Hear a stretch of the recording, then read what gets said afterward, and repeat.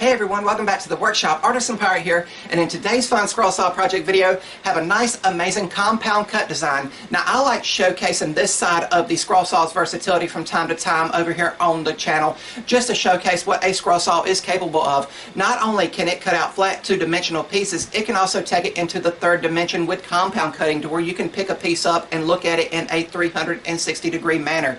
Really neat. Got a nice, appropriate springtime piece picked out, and the design in question comes from an older issue of Scroll Saw Woodworking and Crafts magazine by Fox Chapel Publishing. The issue in question is Spring 2023, issue 90 for those curious, and the design and article starts on page 36, and I want to go on and give a shout out to Clayton Myers for the design and the article in this magazine, and it's going to be some compound cut springtime flowers. So really cool, and as I said, appropriate for this time of year. The article is on the following page on how it best describes to cut them out, and then there's more of the pattern on the last page, including a vase to put the flowers in. Keep in mind, we're just going to be cutting out one of the flowers in today's video to showcase the compound cutting technique, which is what my goal is in this video. I've already got the full pattern section pulled out, photocopied, and got our pattern attached to our piece of material with clear packing tape, and the stock you need is 1 1/2 inch square all the way around to this length here, and you can see there is the pattern.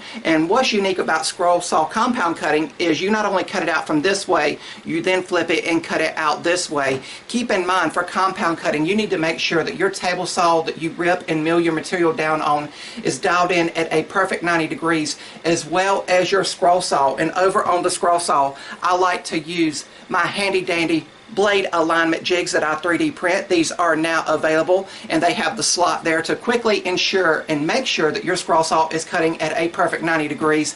I've just got some magnets hot glued on the back of them, and I've got it stuck to the side of the scroll saw, that way I don't lose it. So this is going to be a really unique design for springtime, and this is pine material, so please keep that in mind. It's a little bit softer material, and I'm still going to be using the same number 5 ultra reverse tooth blades that I do a lot of the cutting out with over here on the channel, because of some of the tighter turns.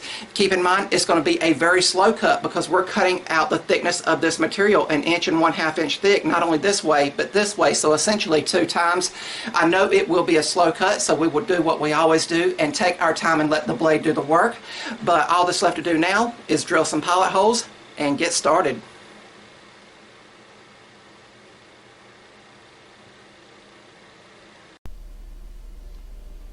And over here on the drill press, we'll take a small drill bit and drill out the 6 pilot holes for internal cutting.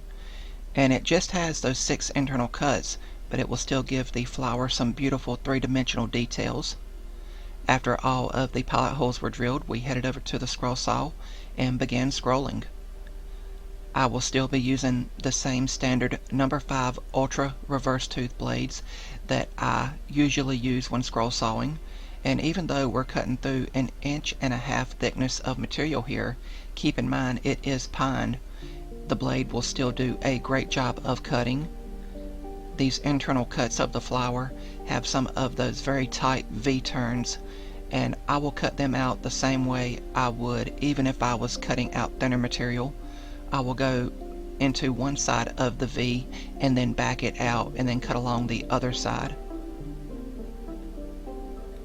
But with the thickness of material here, it is very key that you take your time and let the blade do the work. But I'm almost done with those first 3 internal cuts. Again, I'm just taking my time and letting the blade do the work, and then it will be time to flip the piece and cut out the other 3 internal cuts of the flower. And I am doing that now, and it's essentially a mirror image of the first 3 we cut out. But one thing to keep in mind when compound cutting, when you rotate the piece, as I've done here, the pressure in which you feed into the blade will vastly change, because the scroll saw blade will be cutting through the negative space of where you've done the initial internal cuts. So it's key that you keep a firm grip on your piece during the whole scrolling process.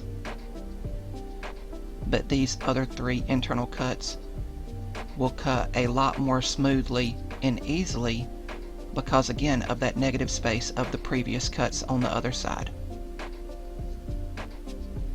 And it doesn't take long to make this project. I just had on some good music, and I was thinking about the spring season, you know, warmer days and longer days. But now we are ready to release the piece, and I will begin with one side, and this is just following that outside perimeter line. And once I come all the way back around the flower, I will release it from this side of the material, but it will not be fully released. But I am just doing my best, and I am being as loyal as I can be to that cut line. And after we get done here, we will step away from the scroll saw, and this is just something I do. I take a brush and I clean up that excess sawdust, being careful with the piece so I don't break it or the waste wood. And then I reattach everything with the clear packing tape. That excess sawdust can generate heat and create burn friction marks on your piece that you have to sand away, and this is just a preventive measure that I take, and you can totally skip this and just tape the piece back in. But now we are doing the final actual cut. I have rotated the piece again, and again I have a firm grip on the piece. If you guys like what you're seeing, I would highly encourage you to subscribe to my channel and also follow me across all my social medias under the Artisan Pirate name. I truly appreciate the support. But we are coming along here, finishing up the scroll work, and then the flower will be complete. And over here on the workbench we can remove it from the waste wood, and the beautiful 3D image emerges. And now it will be time for sanding, and you can sand this as much or as little as you want to. I'm using my Marathon rotary tool by Bearwood Supply here with a small sanding drum on it, and then I will proceed to a high grit sanding sponge from Klingspor's Woodworking Shop. But after I am happy with it, I did want to give it a splash of color. So after we get done with all of the sanding here, I will go and stain the piece. And with a project like this, you totally have the option to paint it some nice springtime colors. I just wanted to stain it with a light Minwax wood stain, and I wiped off the excess and hung it on a hook in the breeze to dry. And after it dried around an hour, it was time to give it a finish with several coats of Rust-Oleum clear gloss. And when that dried, the springtime flower was complete.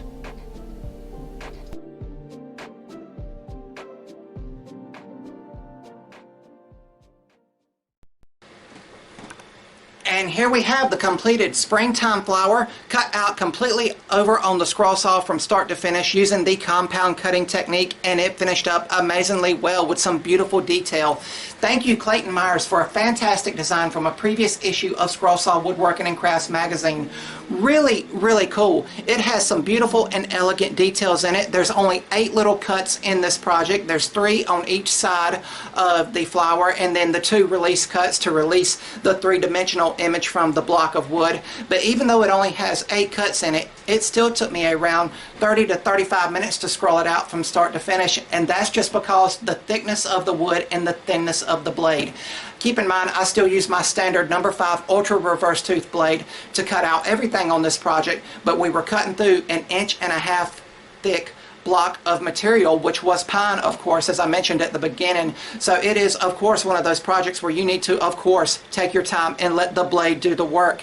As a matter of fact, we started with this block of wood here. Here is all the waste, and with a little bit of time and effort, a beautiful compound cut flower emerges just in time for spring 2024. And I finished it in my rustic finishing way. I just dipped it in a light Minwax wood stain to where it wouldn't mask off the natural grain of the pine material. I really love when the grain is able to shine through on a project.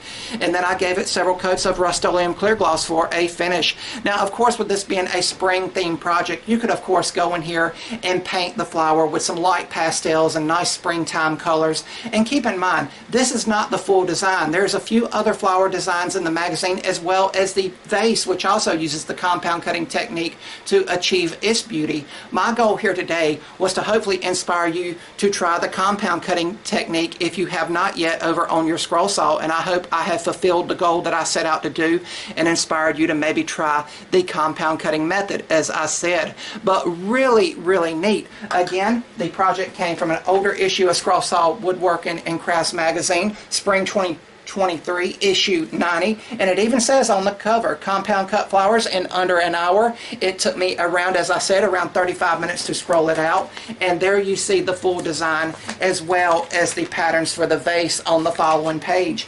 And as I said, there is other flowers in the patterns in the full-size pattern pull-out section, but once again, I was just trying to inspire you guys to go out and try the compound cutting technique. I made this flower last summer, and I dropped it in my box for my demos when I went to Clean Spore and, you know, the extravaganza and everything, and people always picked it up and looked at it and they were like, no way can that be made on a scroll saw. But of course, as I was always prepared, I always had a compound cut piece with me to where I could demo and show them that yes, indeed, a scroll saw is capable of making amazing and versatile and beautiful three-dimensional designs. But really, really cool. I had a lot of fun in today's video, and I hope you guys like watching me make today's video. If you're new here, please subscribe to the channel and also follow me across all my social medias under the Artisan Pirate name.